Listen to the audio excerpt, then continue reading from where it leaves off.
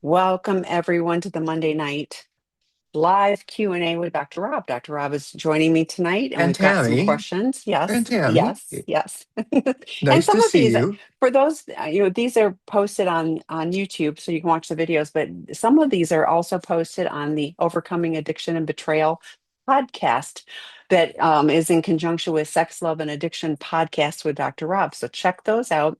You can find them on Apple, Spotify, whatever platform. So check those out if you're listening in the car, walking, whatever, and you don't want to watch the video. But if you're watching or listening, join us live some Monday night. The schedule is on Seeking Integrity. We'd love to have you and work on answering your questions directly. So, And I want to add that, Tammy, we figured out that we have done 177. I don't know. I did 177. I bet we're oh, up I to did way more than that. Yeah. 100 and something in this one. I did want to say to you that we make a lot of referrals to, look at the podcast, go to the group, the web group, the webinar. For those of you who are listening, all the referrals are made through our website, which is seekingintegrity.com, seekingintegrity.com. And so whether it's one of the podcasts Tammy mentioned, or she's recommending a free group for you or whatever, you can find all of that on the site in one place. So feel free, and it's on above Tammy's head and it's above mine. So in Yes. any case, and Yes. lots of free Check things. those So out. don't feel like Yeah. we're there to sell you stuff. No, Although and we'd be low fine cost. too. I will tell you, the low cost online work groups, and many of them are starting again after the first of the year, including several for betrayed partners, the betrayed partner work group. Those are psychoeducation. They're not therapy, they're not treatment. Many therapists do recommend those 6-week courses, low cost, high impact, and then the boundaries, healthy boundaries for partners. But we also have sex addiction 101, porn addiction 101, and then work groups with Dr. Eddie Caparucci on going deeper, the inner child, or why men struggle to love, healthy attachment with Troy Love, Out of the Doghouse for Men Who've Been Caught Cheating, Dr. Rob's most popular book. That isn't the one to start with. Lots of guys want to start with that because their relationship's struggling, but you got to stop the acting out first. So start with Sex Addiction 101 or Porn Addiction 101 if all of the acting out was online. So those are on Seeking Integrity under the work group tab. Check them out. If you've got questions, there's a chat bot now on our website, or you can always email tami@seekingintegrity.com. So, Thanks, okay, Tammy. here we go. There was All your right. info session. In our little Um, commercial. Okay. yes, betrayed partner here. D-Day was August of this year. My husband has been seeing a CSAT since September, and he's going to probably SAA meetings 4 to 5 times per week and just got a sponsor. He seems to have turned a corner and is no longer fighting the process and has been good about telling me his whereabouts consistently for almost 2 weeks now. He has been resistant before, not because he was acting out, but because he felt like he shouldn't have to. We've been talking and having some difficult conversations. He's been honest, sometimes to a fault, as we haven't had disclosure, but I appreciate the commitment to honesty. We've been talking about resuming our sexual relationship, but in the past, he's always distanced himself when we get too close. We've discussed this and his awareness that if he did resume having sex and he did that or was lax on everything else he's been doing to gain my trust, it would be a setback. I hear people say you just know when the corner is turned. Thoughts? It's been about 2 months since I think, had discovery. So, Well, I was going to say since I had sex, I'm not sure. That's oh, probably been that could longer. be too. Yeah. Well, I think we can pretty much answer this question. And Uh-huh. Tammy, I just have to ask, I feel like I just did a podcast about people re-engaging in sexuality after trauma, or I'm sure I did about emotional trauma. Do I have that right? Do we have coming up? I'm absolutely sure there was one. I, I Um, I think it is, but I'd have to check and or see. maybe it I'll hasn't check and posted see. yet. Yeah, I'm not sure. We've Yeah. got some in the queue, shall we All say. right. So, but I, check them I out. want to I want to answer this question. I think Tammy would probably back me up here. Is that there's a couple of issues. First of all, sex addicts are intimacy avoidant. I know it seems to not make sense since we have sex with lots of people or affairs or whatever, but that's not intimacy. That's intensity. That's chasing something that isn't available. That's a distraction. It's association. Real intimacy lies in trust. That is the backbone of intimacy. That's the backbone of any relationship is trust. And so when I think about sex with a partner, I do think about addicts running away. I think of that because what they're fearful of, well, they're fearful of all kinds of things.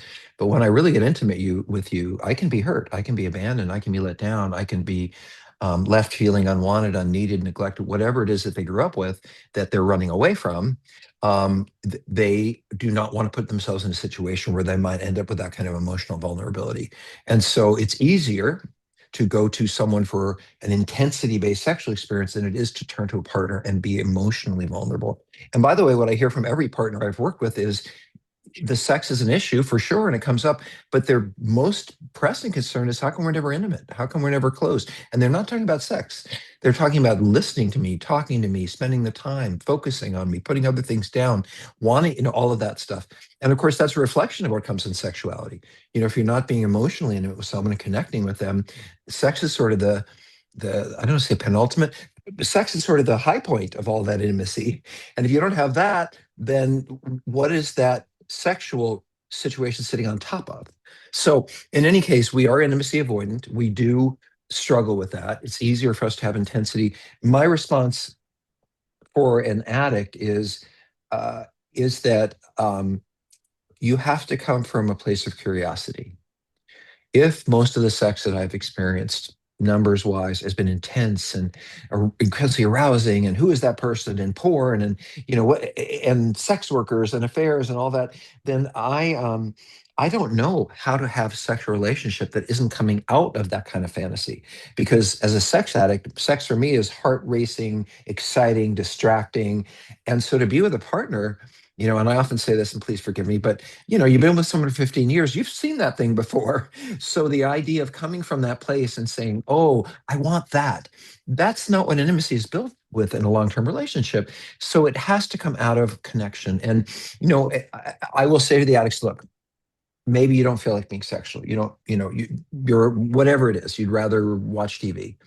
What if you just gave each other a massage? What if you just sat and, stroked someone's hair and looked at someone's eyes and rubbed their whatever? I bet that you would get aroused. And I bet that you would be sexual. The idea of I'm going to go have sex, and that isn't how somebody gets aroused when they're used to intensity. It has to come through, and then they're surprised.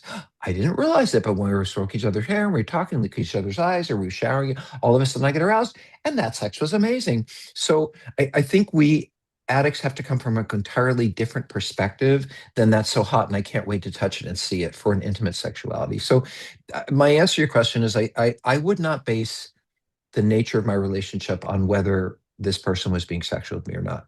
I think I would base my trust on, are they working toward it?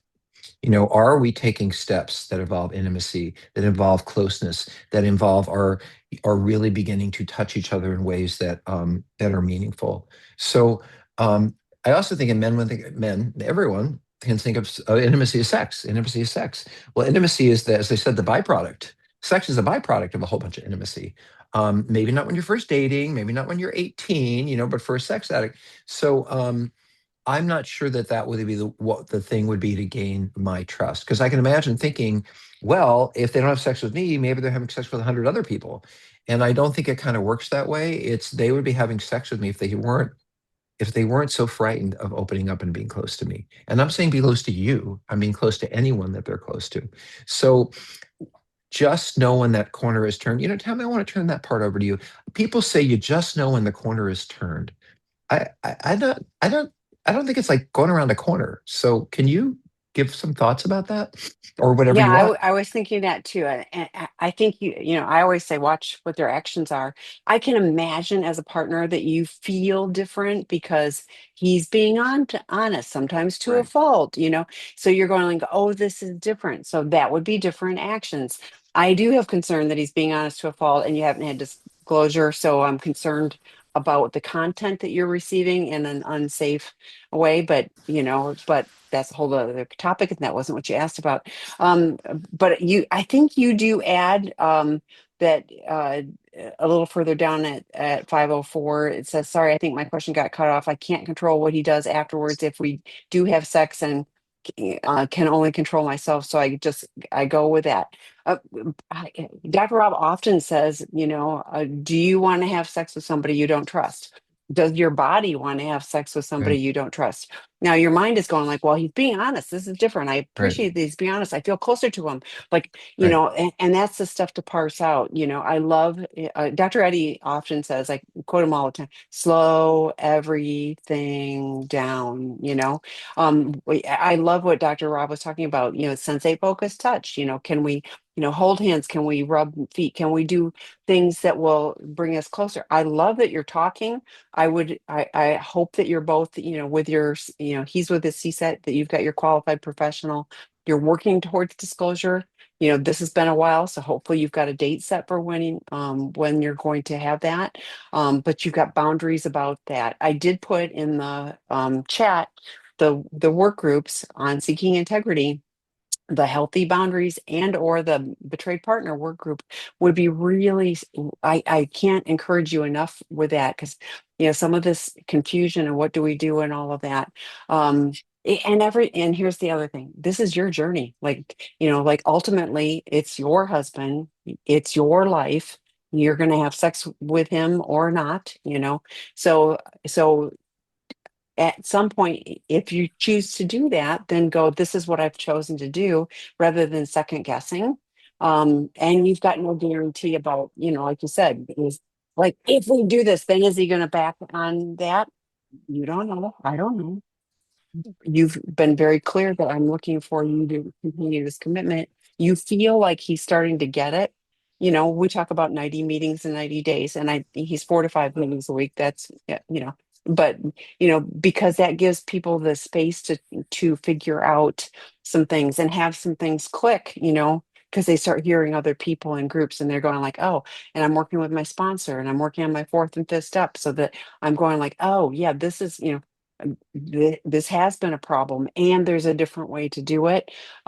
So yeah, there's no perfect answer, about that. And yeah, at some point you accept, this is what we're choosing to do, and we're going to see. And, and we can make adjustments if things are going well, great. If things are not going well, that's part of navigating the space that you're in now. There's, we talk about real recovery takes 2 to 5 years. You guys are a couple months in, but real recovery takes that long, for integrating it into all areas of our life, so that we're not just going, well, there's my recovery work over here and here's all the rest of my life, and they don't meet. That's a compartmentalization that we struggled with while we were doing our acting out. So, learning to mesh our and have one life, and have that congruence of the recovery is. So I would it's hard, but for partners, learning to trust ourselves, learning to because we've been lied to, so it's like learning that we can trust our intuition, have support. If you haven't already done so, join the betrayed partner drop-in groups. I'm glad you're here. Join the online work groups, getting that support, having and working with your qualified professional to make sure that you're honing in on what you need to do to take care of you, getting set up for a formal therapeutic discovery. All of that that's part of the process. There's no easy button on this. It's part of the process. But the more you're each doing, you're going to start to see those things, shift and change. And you go, that's a little different. That's a little different. Okay, that's good. Is that any other thoughts on that before we go on to the next one? No, I'm looking forward to the next question. I sneaked a little look at Okay. it. What is a silent marriage? Is it okay if both husband and wife are comfortable with just being roommates after several years of marriage? Well, you know me. I did a little research on this. I know the answer, but I do want to say that I I experience lots of couples coming into sex therapy and saying, well, should we be having sex, or everybody has sex, or what does it mean that we don't have sex, or what's wrong with us when we have sex? Now, I'm going to make an assumption, Tammy, here that this isn't about addiction. I'm just going to make an assumption it's about a couple that is not particularly sexual, not being sexual. So I kind of wanted to think about and look at, does what is the meaning of it? And the meaning of it is you don't have sex. That's really the meaning of it. But there are caveats and what makes it work and what doesn't make it work. So this is what I want to sort of talk about. One is that there is a natural shifting in desire, that both of you say, you know what, we're not as interested in it. That's okay with us. We were here, now we're there, and that there's a we have talked about it. That the bond you have is companionship.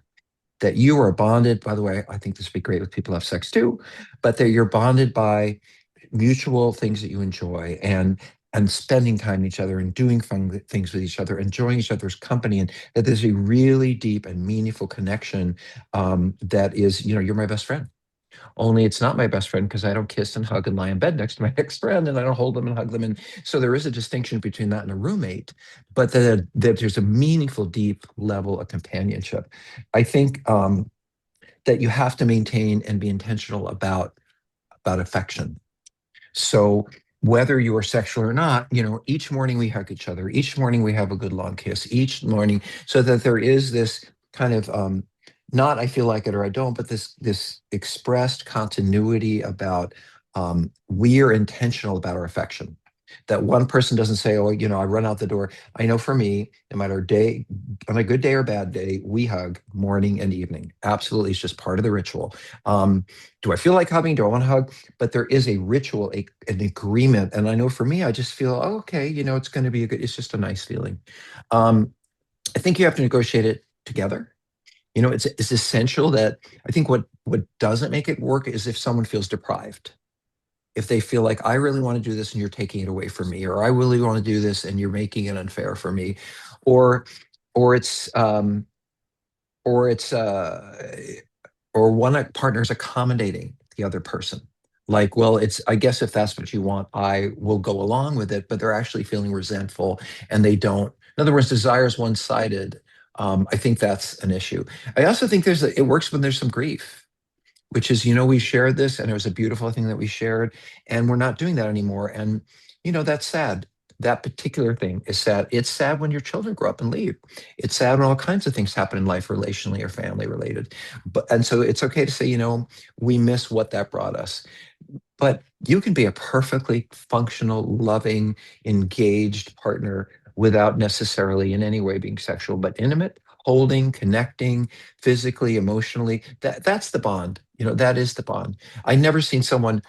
I'm going to make this up. I don't think people lie in bed on their last day and say, "God, I wish we'd had more sex." I just don't. I think what they'll say is, "I wish we'd spent more time together. I wish we'd done more fun things together. I wish we'd." So, I think the idea of sex is very different than the reality in terms of how it affects a relationship. And think about all those people who have a lot of sex and they're completely disconnected from each other. And to be honest, I would rather be deeply emotionally connected and a companion than someone who, is having sex because they're supposed to or because they're turned on, but they're not really interested in who I am or how I feel. So, bottom line is it has to be an agreement. It has to be negotiated. There has to be some grief involved about the changes. There has to be some kind of schedule for how we're going to expect affection, how we're going to spend time together to grow that companionship. And it has to be mutual. One person can't be sitting around saying, well, I guess I'm just going to put myself aside. It doesn't really work that way. So, that's sort of a bunch of therapy answers. I do think the feeling of what is wrong with us that we don't do this is not okay. There are many, many, many functional, loving couples who have sex very rarely or not at all. And I don't think there's anything wrong. Uh, um, the only thing wrong is think there's something wrong. As long as you both agree and you both have discussed this and you both have plans around it, um, to me, that's very viable. So now I will say if it comes out of addiction, then we're dealing with a whole different set of circumstances, which sort of was the last question. But Tammy, I'm going to throw this back at you. Other thoughts? And no, I really appreciate because you differentiated between a roommate and Right. companionship. Because a roommate to me is like, well, okay, we're sharing the bills, we're sharing, the house, the housework or We eat whatever. together, we We're sharing the talk. response. Yeah, Hmm. maybe we talk or we Right. we can live very separate lives as a Right. roommate. You're sharing space, but I love that you talked about companionship. And so if the relationship is, companionable, supportive, there is a partnership, even if it's, if there's not sexual intimacy, but there's still affection and caring, to me, like you said, the only negative is if you think there's something wrong with us because we're not doing that. And society is telling us that everybody does it X amount of times a week or whatever it is. Right. Or one or the So, other doesn't agree and is kind of resentful, yes, but that's absolutely. probably the Yeah. only really other issue. Yeah. Um, but I just want to I want you to celebrate what really means, which is a connection. And I love what I just said. I love it. So I'm just going to say it again. You don't lie in bed on your last day and say, I wish we'd have more sex. You lie in bed and say, I wish we'd spent more time together. I wish we'd done some fun things. I wish that we'd have more time, lying to each other and kissing each other. That is, again, it's not that it has meaning and it's important, but it doesn't mean your relationship is any less meaningful than someone else's. Yeah, we did good. That's a good answer, Tammy. I'm impressed. We did good. Got No, to give each you other a did little good. No, mutual, I thought you good were spot job. on. Okay. So what is your view on DBT therapy? So dialectical behavioral therapy. It is being highly recommended. I'm trying to go back and forth. I think now I'm in the open and not the closed. Um, Yeah, so we're staying in the open. okay, Yeah, okay, we're you open. were on Okay, time, so we're in open. okay. So I think this is a very important question because it's a very important question to me because there are therapies that are ongoing and relational where you and I might work for years and years, and maybe I know I have a DPT skill. I've learned that. And so, as an integrated part of our work, there might be times, and I'll explain when that is, when I think, oh, this would be helpful for you. And then I might explain it and we might work on it and then go back to the work we're doing. Um, that's fantastic. There may be other situations where I know the purpose of DBT and I know how helpful it can be in certain circumstances, but I'm not an expert at it. So I would send someone out to an expert who I would be working with and engaging with around the process and what my client, and what me and my client, me, the therapist, the client, agree the purpose would be. And I'd probably call that DBT therapist. And I'd say, this is what's going on. This is what we're working on. Check back in with me because we're in a partnership as experts around a particular thing. What I struggle with is what it is for and what people's expectations are of it. I don't want to go through what it is. But I will say that, that may not be helpful for everyone. That may not be what everyone needs. That may not be the most effective way of working for many people. By the way, DBT Tammy is most effective with people who have more borderline personalities and do a lot of splitting. And I have seen it be useful for addicts. But it's who and what's the intention and who's doing it. I will say also that DBT I think is best done in a group. So not just me and the therapist, perhaps in a group of people who are all work. There's homework, there's assignments, there's a very deliberate way of working, and how to work through conflict, how to deal with your feelings, how to deal with ambivalence. Many of the things, how to deal with I love you today and I hate you tomorrow. Really kind of stabilizing that way of interacting and living. It's concrete.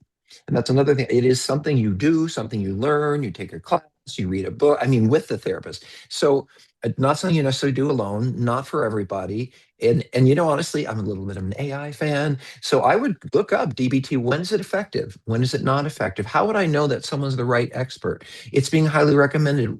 Under what circumstances would it be recommended? In other words, and go everywhere online and just gather of information.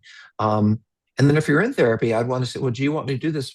What do you think would be helpful with? How do you think it'd be helpful? So I don't, and I'm glad you asked this because the more information you get, the better.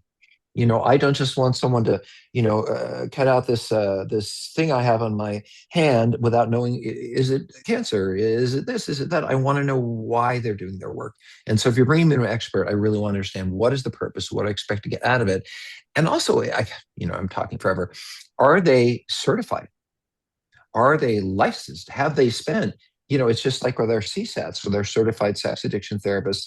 I love all kinds of therapists, but these people have, you could tell me, Cami, but how many hours of training, months of training, 150 hours to start with, and then and they then have they to have to do, continue. Yeah, right, yeah. and then they have to work with a therapist who's already trained in this for another whole bunch of hours. And you know that too, Tammy. But so I'm trained as an expert in that area. I understand what it is, how to do it. So if you just walk into someone and say, oh, well, I do DBT or EMDR. Well, I want to understand, what is your expertise? Where did you learn that? How long have you been practicing it? So think about it as a very practical exercise that works in certain situations that you want to do with an expert. But is it ready? Is it right for everybody? No. If it's being recommended, why? What is the reason? What will be the And by purpose? whom? And by Like whom? Thank you. yeah, I was like, if it's your CSAT therapist who's been doing cognitive behavioral therapy and now going like this would be useful, just like Dr. Rob was talking about, in conjunction with that, or is it a bunch of people out there going like, oh, you should go try this? That would be Right. really important to me of who is highly recommending it. Can you talk just a little bit about cognitive behavioral therapy, please? Well, I can talk about that from perspective of how I think many therapists don't necessarily how to work with addicts.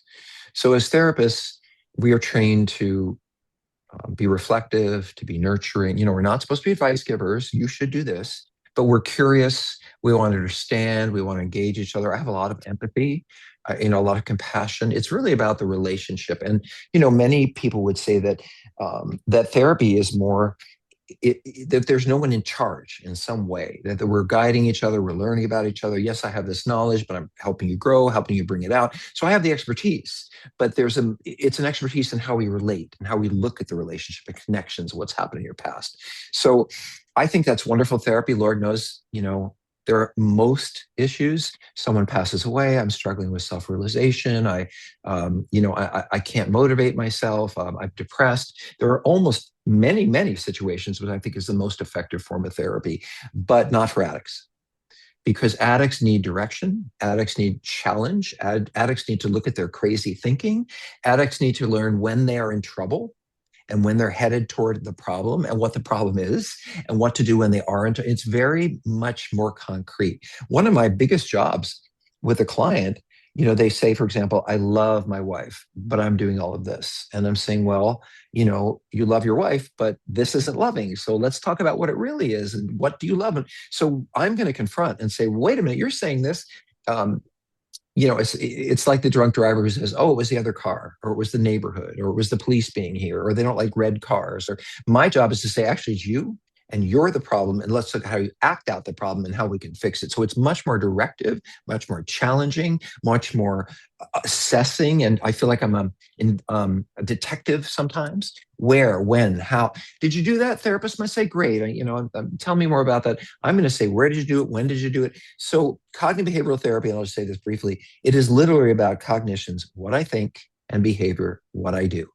And so if you say, I think it'll be fine to go have sex with prostitutes, and I doesn't matter whether I have safe sex or not, because I know what someone looks like if they're not well.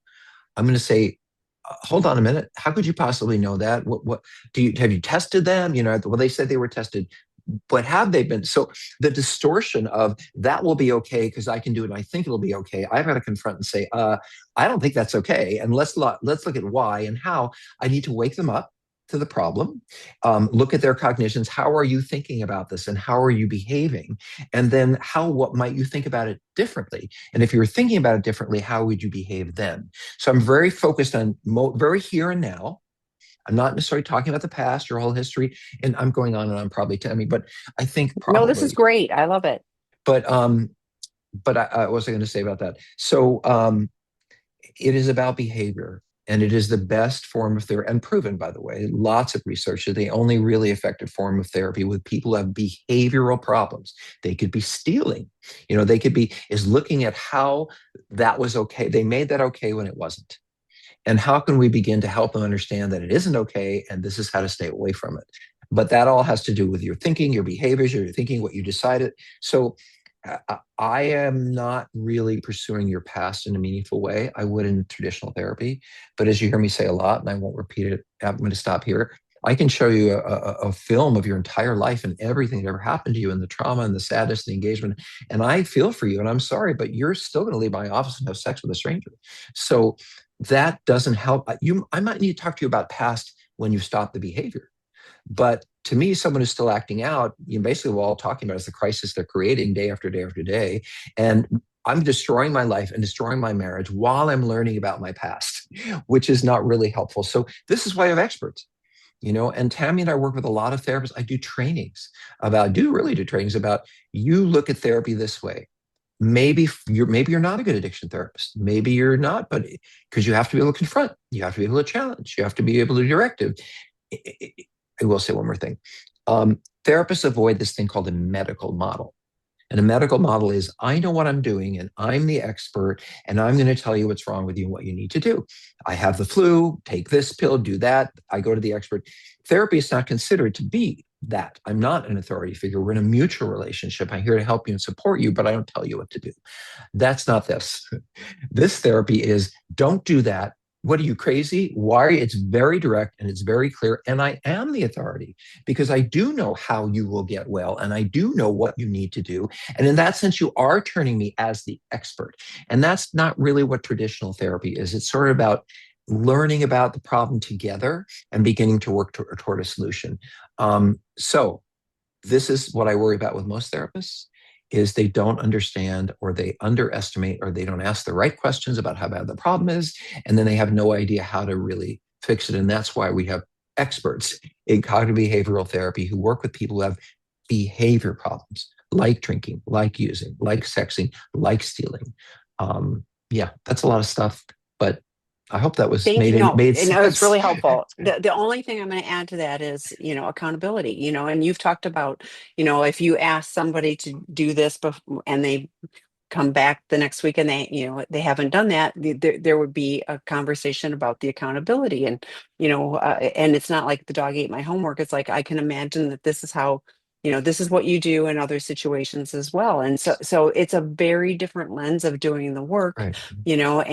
and it is specific. And there's lots of people who go to lots of therapists for lots of years, and they just go, well, I'm trying, and that it, but and that gets a lot of people stuck. So that's why I wanted Dr. Rob to talk about what cognitive behavioral therapy is, because that's what can be effective in working It's a from the, stance. yeah, And what you just said, Tammy, I want to actually say it briefly, is that please. someone who's deeply depressed and they come in and they just say, I'm in such grief, something happened to my mother or my sister, whatever it is, or this happened at work.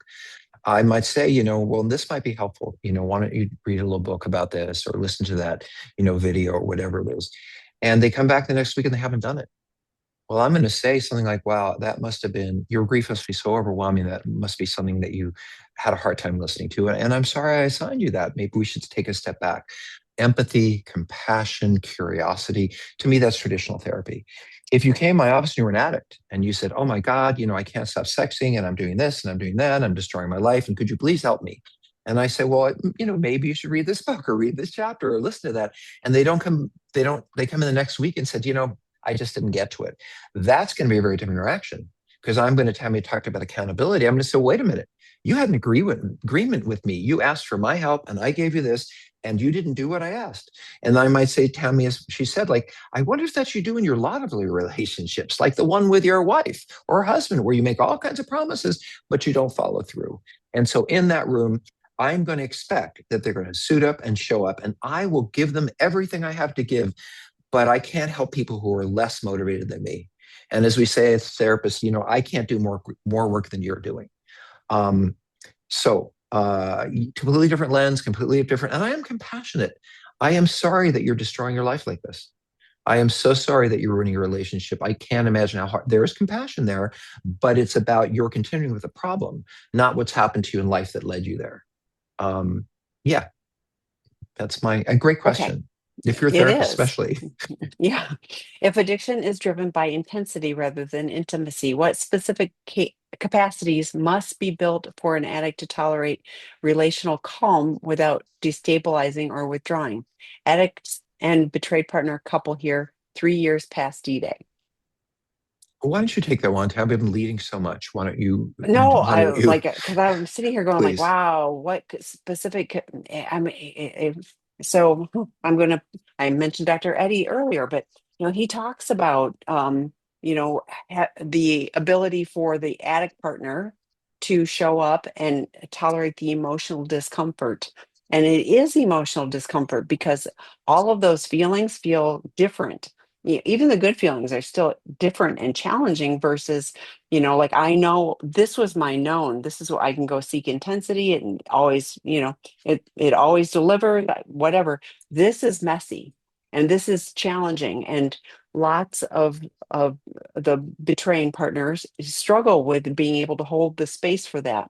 And we've given lots of ideas on various other webinars, about that. I would wonder about the Out of the Doghouse work group for the betraying partner. If you haven't already done that one will help you gain some tools and insights on and how to do that.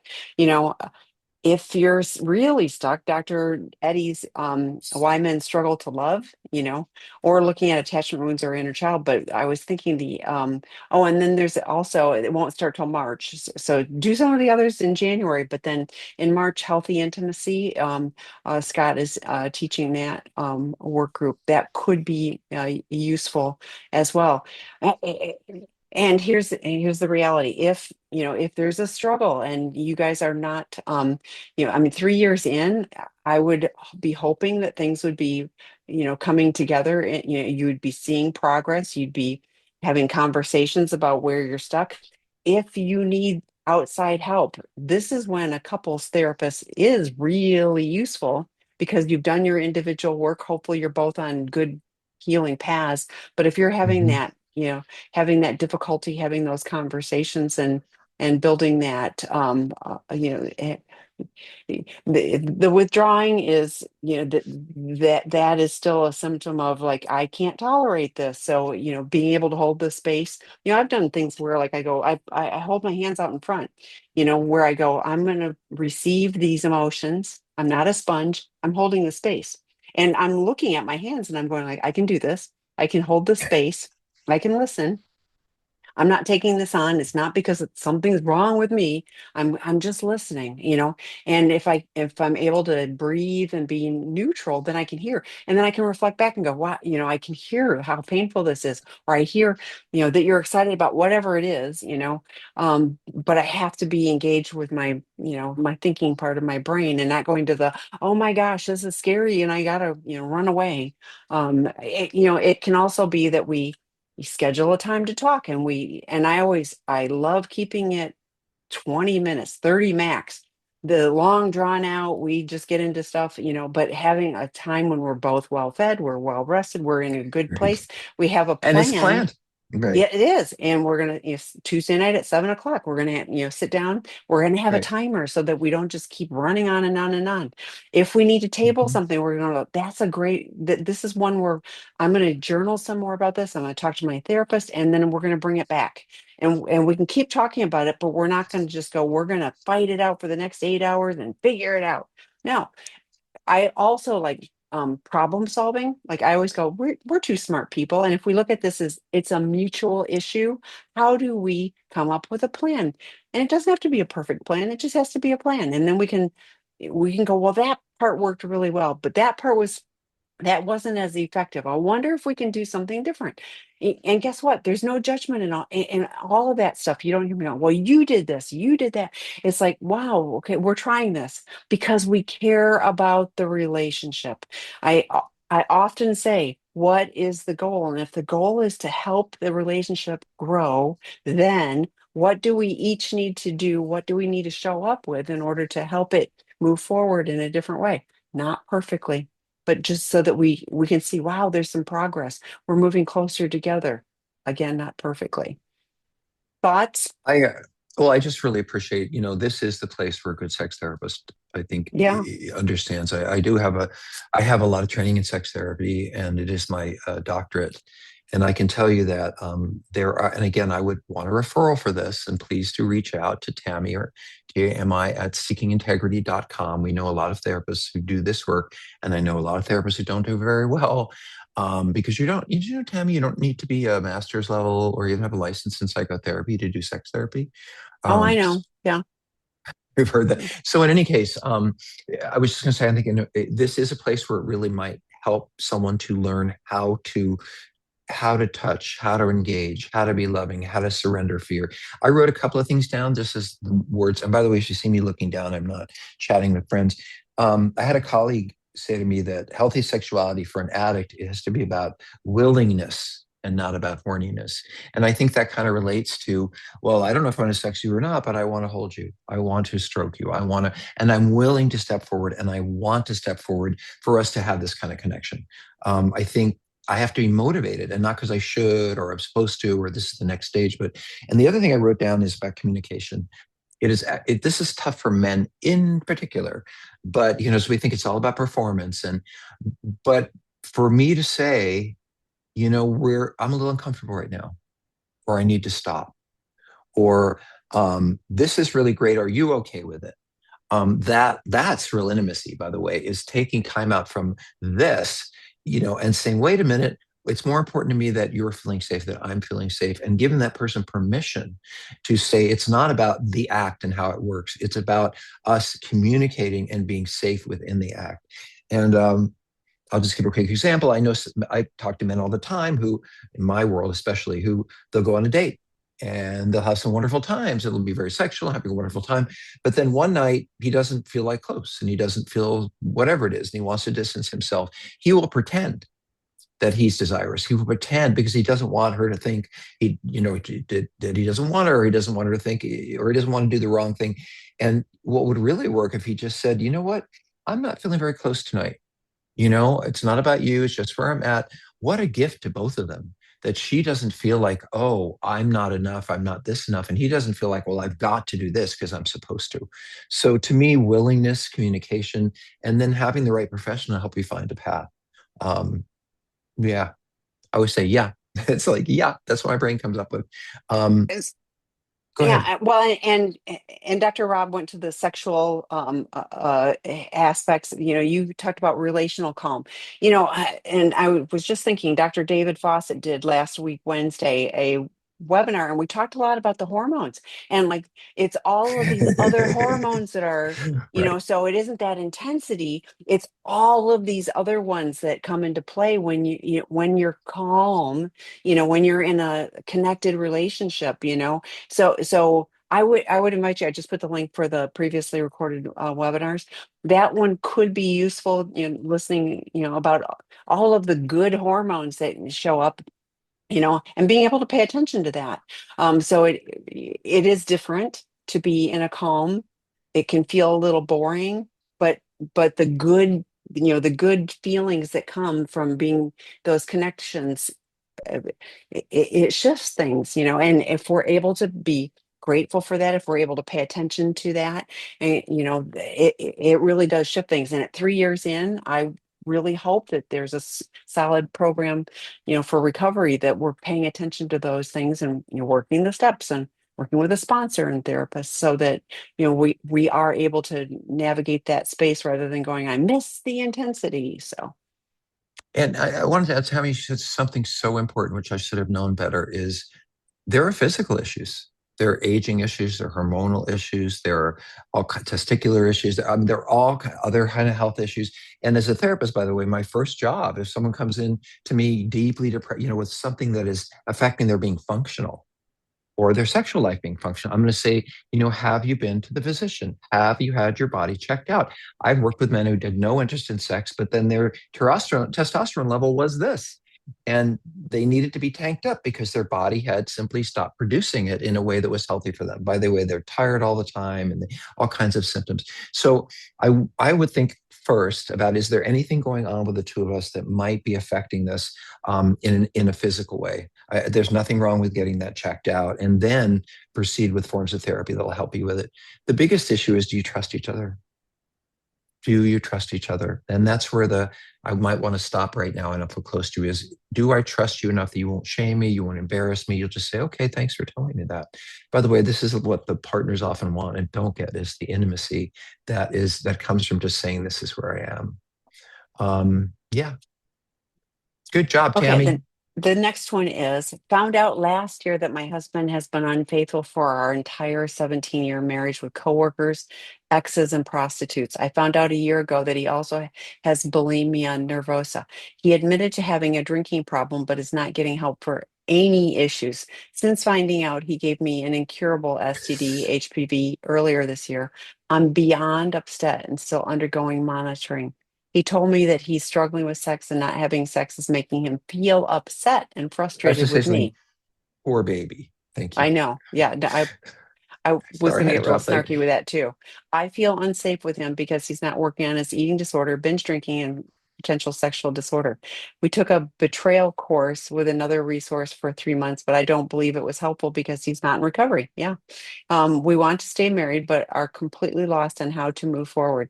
How do we find out if he has a sexual disorder? What are some resources he can use to get help? Oh, Well, goodness. I want to start with this.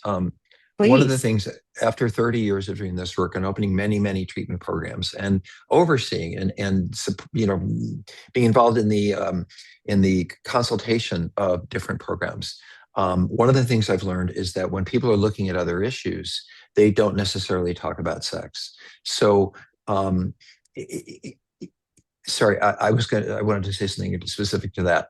Does he have a sexual disorder? He's got a lot of problems.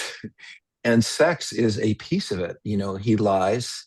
Well, let me go back. I am so sorry about the HPV. I really am, because for women who are seeking to be pregnant, it can be a meaningful issue. For women in general, it can lead to cervical cancer. It is by the way, I hope that you are getting more screening for cervical cancer. Your doctor is aware that this is something you have, because it's actually much more serious in that way for women. Um, One of the reasons we have a treatment center is to deal with multiple issues that someone's dealing with: the eating issue, the alcohol issue, the sex issue, because it isn't one thing. Tammy would say it's whack-a-mole. You hit this one and that one pops up. And that's what I hear, the drinking, the lack of respect, the sex, the eating issue. I mean, this is someone who's deeply troubled and has, I would say, mental health and addiction issues. And all of that has to be addressed. So, yes, the sexual acting out problem, the lying, the cheating, the disease, he's struggling with sex, or all of that. But those are all symptoms of deeper issues. They're symptoms of whatever it is that he's struggling with, and they play out. And I wouldn't say it's symptom of a sex addiction, or it's a symptom of his problem, of his addiction. He just acts it out in different ways. I'm concerned about you. First of all, I don't think I wouldn't feel safe with them either. And the reason I wouldn't feel safe with them is mainly because you don't know what's going to happen next. You have no trust. Who knows who's going to come home that day? And by the way, I want so much. I want to say we do residential treatment. That means you live with us night and day. You are there. We have staff watching you, engaging with you. You're never alone. The staff who are watching you at night talks to the therapist in the daytime. There's a holistic approach, and every moment is a teaching opportunity. In terms of workshops are great experiences. I've been to lots of how to grow your love, how to be more in touch with your feelings, how to be a more loving couple, or how to work with the conflict. I mean, I've been to lots of, or the personal development days, or EST and all that stuff. But those aren't inclusive. Those aren't comprehensive. Those are ways to look at this piece or that piece. And I've known a lot of folks who come in and say, "Oh, I've done treatment for sex addiction." Well, it means they did a weekend, or they went to a workshop, or they spent a week here and there. This, who this man is, he's so much more troubled than someone who, a workshop would never have been helpful. And you're absolutely right, because he's not in recovery. And I don't mean just in recovery from addiction. He is not aware of or working on his mental health concerns, and he is struggling with multiple issues. I don't know what's underlying them. He doesn't, but when you say he needs help dealing with sex, he needs a lot of help. Sex is a symptom. The other thing is, there's this implication that I hear, and here I hear it a lot, which is, I'm frustrated with you that you want to have sex with me. I think that's in there, right? And I'm thinking, Yes. why in the world would you have sex with someone who lied to you for 17 years, who's given you an STD, who has other issues they're not dealing with? And I understand the we want to stay married part. And I understand that you, as many partners do, you see the best in him. You see the hope of how things could be. You would give anything for the two of you to work this out. But he has to be willing to step forward and say, "I don't want to live this way anymore, and I need help." And well, I'm going to ask Tammy. So, Tammy, I'm going to talk this to you. How do you think she or he, as a similar woman? Oh, by the way, I'm sorry. I want to say something. Coworkers, mm, coworkers mean lawsuits. Coworkers mean losing your job, losing your reputation, ending up in coworkers mean not just a Me Too, mean legal issues.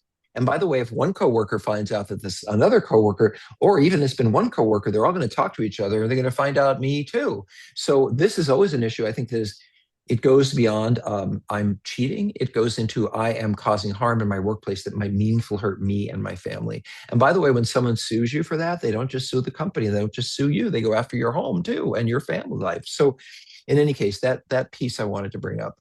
But Tammy, I wanted to turn to you, because what I hear is he this and he that, and he's this and he's that, and what are resources I can get so he can get help. And I wonder about her. That's what my concern is. Well, and I put the resource like this is a high enough level of help.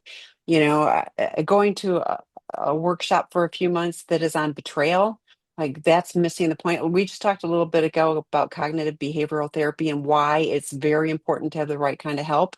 And that wouldn't be it. A workshop isn't going to be it. A little and I shouldn't say anything minimizing.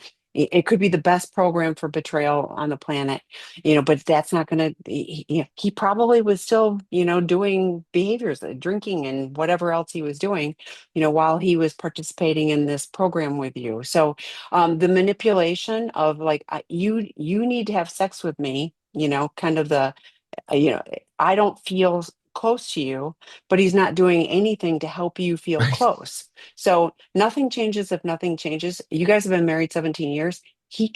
Trust me, he can keep doing this for another 17 years. Or you can take care of you, healthy boundaries. I hear I'm so glad you got tested. I'm so sorry you have an STD. And that And is you a better keep challenging getting situation. tested, by the Yes, way. please keep getting tested, keep getting monitored, etc. And yeah, that's for lots of those situations, those are all, like that, there's always the underlying, issue. So, but this would be really difficult for him to change on his own and would require a massive amount of willingness. And I don't hear that. He's still going like, I need sex from you. And, like, okay, we'll do this little course, together, because then you can be part of the problem too.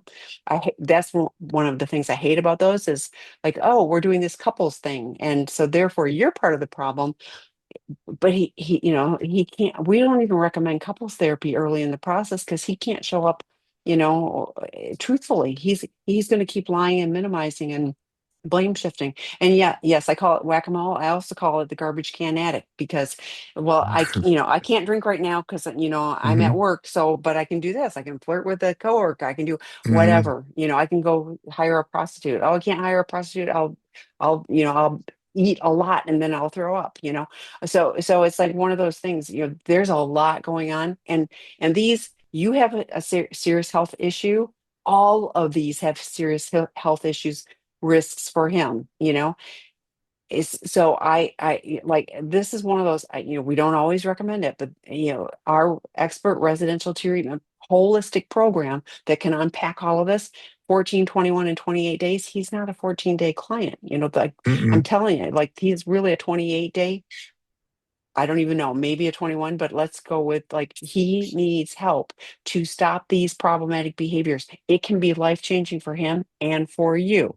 We have a healthy boundaries work group starting in January. The betrayed partner one would also be good, but for you, and the healthy boundaries of like, no, I am not going to betray myself. I am not going to have sex with somebody who can continue to give me diseases. I am going to take care of my finances so that if there's legal issues, I'm, taken care of. I am going to set myself up so that I'm taking care of me because you, husband, are not able to do so. I want you to get help, but if he's unwilling to do that, then you're going to need to take care of you, regardless of what he's doing or not. Nothing you did or didn't do caused this, so you taking care of you so that you can be okay in all of this. Even if you stay married, you can stay married to an active addict.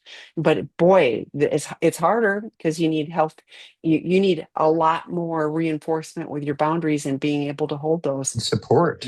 Yeah, yeah. But like Hmm. across the board, physical, financial, emotional, relational, spiritual, like boundaries across all of those. What are you going to do to take care of you? They're not punishment. This is all about, I need to have safety. I'm going to take care of me. You are not able to at this point. I hope we can.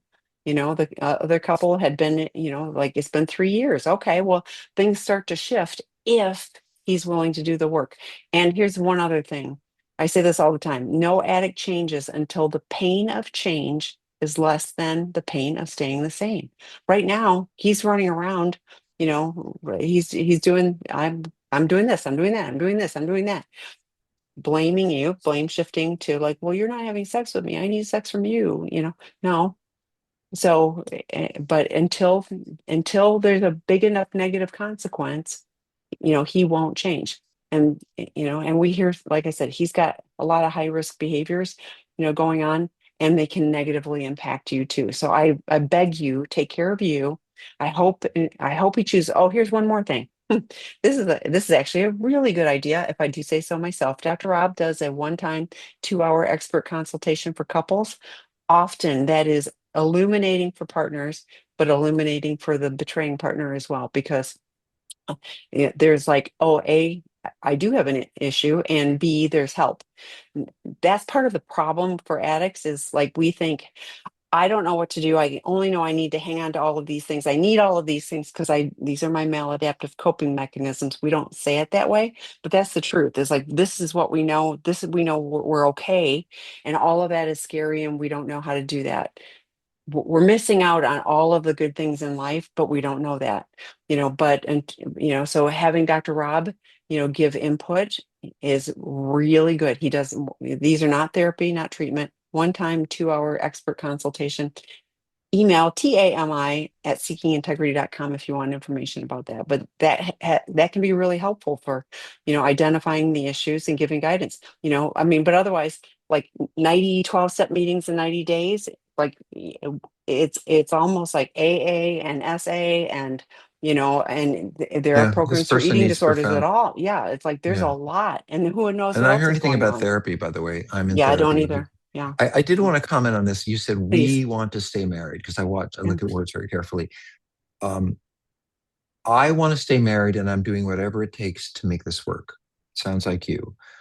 Your spouse is not saying that. He may lip service about I want to stay married, but love is behavior.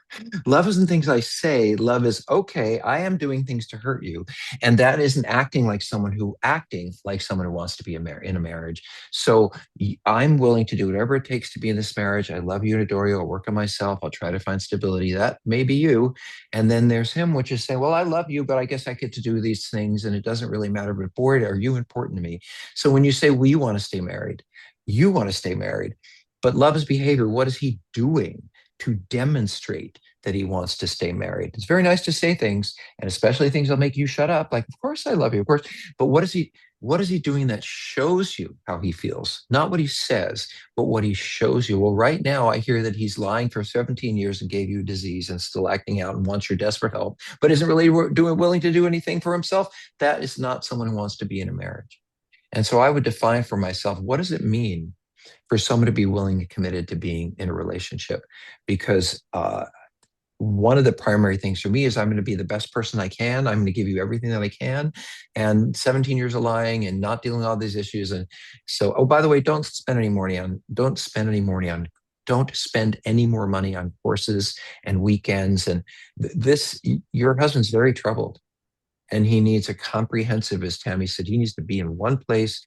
This isn't outpatient therapy. This isn't go to a workshop. And this is serious, serious, meaningful help. And if he does want to deal, well, I'll shut up. Well, if he does want to deal with the eating, if he does want to deal with, is alcohol in there somewhere or some other, if he Yes. does want to deal with all of the issues, he has to also go some place where they talk about sex. There's a lot of wonderful treatment programs for eating disorders and drugs and alcohol never look at the sexual thing. They're just not trained. And one of my great interests is looking at the combination of helping people with multiple issues, and that's why Seeking Integrity is there. We don't have time. I know. Can we do one more? Because like, this is outside I the don't U.S. know. and We're doesn't feel showing like bad stuff like. boundaries. Okay, We're very gonna do it. quickly. Okay. How Okay, do my I dog set needs a boundaries walk. with So someone? I listen. How do I set boundaries with someone who is in active alcohol addiction that lacks internal motivation to seek helpful resources and therapy? He says he knows he can't stop drinking on his own and has never been without alcohol for long periods of time since he was 17 years old. However, he's reluctant to begin a 12-step program where we live because it will affect his position at work, and he is afraid of everyone knowing. We're a military family living outside the US on a very small base. His drinking really flew under my radar until recently it increased exponentially. I've discovered that he's never been faithful in our marriage. He's the breadwinner, and I've been a stay at home mom to our children. I Mm. don't have any support outside of him. I feel stuck because he's not getting help, and it's so hurtful. A separation because he's not getting help, and it's hurt. A separation would mean uprooting the children and moving back to the US. We can't afford for him to pay for a separate apartment. I'm in counsel and utilizing support groups for healing. Okay, so there are 12-step group, our drop-in groups are online. There's people from all over the world. So there's separate drop-in groups for each of you. I'm going to quick find the link for this. 12-step. There are online groups. Dr. Rob has talked for a group that was in that we call it the Birgit Lynn group. Um, there's like 4,000 people, all I'm not exaggerating, all over the world that participate in that group. So there are online groups. There are groups you don't have to show your face, or you can use I could use my initials, whatever. So that would be a cop out. Again, like I said a minute ago, nothing changes if nothing changes, and until the pain of change is less than the pain of staying the same. He's a qualifier for S groups. We did a webinar 2/7/24 on our website about navigating the 12 steps in the S world, meaning there's SLAA, SAA, SA, SPAA. I'm on the board of directors for SCA. I mean, there's all kinds of S. We talked about how to find healthy meetings. So that's not an excuse. Healthy Boundaries Work Group starts in January. I beg you, participate in that. You'll be able to identify what your boundaries are. It isn't necessarily about separation. We did a webinar on therapeutic separation. Even if it's in home, what do you need to do? He can get help, but I mean, you're in the military. His career can go down the tubes, with this kind of stuff. You know that already. So him getting the help, and there's lots of ways to do this. We have Sex Addiction 101 starting in January. He can participate in that. He can go to AA, and yeah, I mean, there's all kinds of resources. So it's not an excuse. You are not alone. He cannot be that your support. Sorry, I know we're running along, but like he cannot, you cannot be the support. He's your betrayer, So for you to be looking for support from him, join all of the drop-in groups for betrayed partners. Join our work groups. I'm glad you're here, but join all of those resources. We have support sessions. I do support sessions, 25 or 50 minutes. Happy to listen to people and find some resources, that can be useful. And guys, I mean, I do addicts or partners or both, but there's so many resources. So please don't think that you're all alone and you're stuck. You are not stuck. You just need to hang on to the lifelines that are out there. Okay, I promise I'll be quiet. I will briefly respond, but let me say a couple of things. It feels a little black and white because separation, there are many ways to do separation. It doesn't mean we're together or not. And I think Tammy mentioned, and I will say on sex, love, and addiction, which is the podcast that 177 podcasts I've done. But the last few, we did two on collaborative separation. And I think that there are No, many ways. therapeutic separation and collaborative Okay, divorce. therapeutic Sorry. separation, collaborative divorce. That's okay. I appreciate. But there are ways to make this work. And as Tammy said, there are in-house separations. You can be roommates. You don't have to. I want to address directly. I have worked with the military. I've trained for the military, and I do understand that you on a base it's small. Everyone never knows what's going on with them. And especially with counselors, they say they're not going to go to the CEO, but they sometimes do, or they're forced to, or there isn't always an opportunity to talk about things with a professional and not have it go back and affect your career. But there are meetings all over the world. 20 years ago, I'd be worried about him. Where is he going to go? Does he have to drive 30 miles? Where is he going to be safe? Will another person be there from the camp? I don't know. But today, I can go to a meeting in Ohio. I can go to a meeting in New York. I can go to a meeting in England. And and by the way, if I'm okay with sitting around and looking at porn and acting out with alcohol, I probably could manage to go to a meeting. So that whole idea of I can't go to issue meetings, it's too close to me, people will find things out, that's just no longer true anymore. And as Tammy said, you can be completely anonymous. People show up for groups like this one. You don't know who they are. You don't know where they're coming from, but you have an opportunity to listen and see what's going on. I'm very pleased to hear that you are in counseling and you're getting support because we can't guarantee or talk anyone to anything. And this is going on for a very long time, but you can find peace with it. no, you may not be able to live in the way you want to live. But by the way, I do hear something about somewhere in there about I wish I could separate. I wish I could go on my own. I wish we could do it, but we can't afford it. How can you go on and find your own healthy, peaceful life, whether he does it or not? And I have to say to all of you spouses, you cannot find your stability over time in whether we're doing okay or whether we're not, or whether we're drinking, because your stability depends on you. And you have to find a way to come to peace. If you want to love us and we don't want to work on it, you're going to have to come to peace with the fact that you live with a crazy person. And how are you going to take care of yourself in order to get through the day with that crazy person? You can't change me. You can't make me different. You can lead me, but I may still do what I want to do. And as Tammy said, I have to come to a place where I no longer want to live this way. I don't. And I don't, and again, love him, care for him, wish him well, be sad for him in the lonely life that he's leading. I bet he hasn't had the relationship with his kids that he might have had, but you take care of you, and you're not being selfish. You're being a better mom and a better wife by taking care of yourself. So, Tammy, lovely to work with you. We'll go back to it when we go back to it. I'll see you tomorrow. We'll be talking about something related. Sounds good. We're related to the residential. We work in residential. We do the lectures, so we see each other and talk to each other all the time. Nice to see you guys. Thanks, Be at everyone. peace. Thanks, Dr. Rob. Bye.